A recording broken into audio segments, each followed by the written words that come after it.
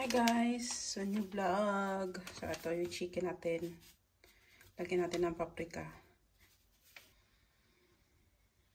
Pepper. Gusto ko yung paprika madami para maanghang. Asin. Tapos yun lang guys. Tapos i-mix natin. Lagyan din natin ng milk. Tapos i-mix natin. Tapos ibabad natin siya mga 30 to 1 hour. Tapos i-open natin siya. So gusto ko rin siya i-open. Itong corn.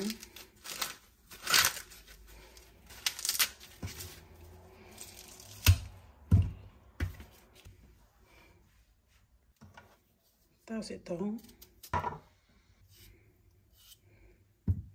tapos ang ating kamote or they call it batat or batata or sweet potato. So yun na ating rice.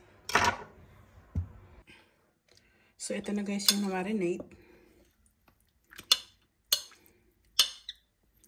Tapos ito hinugasan ko na yung rice. This yung kamote. Lagyan natin ito.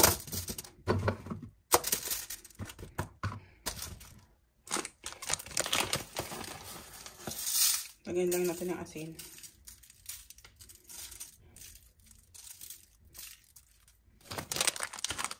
Saka ng chile. Gusto ko na medyo spicy.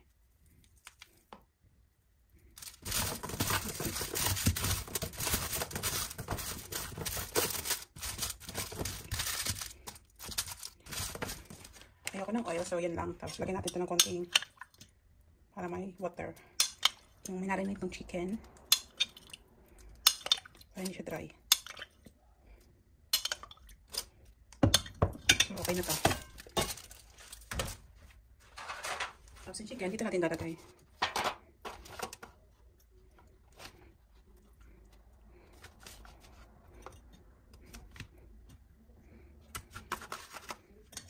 Kasya yung 6 pieces. Ayan. So, okay na yan. So, i-open na natin. So, yan guys, i-open na natin. Kasi, yan na guys. Wait tayo ng 30 to 1 hour. Check natin kung luto na siya. Ayan na guys. Kakain na si Milan. Bye. Thank you for watching.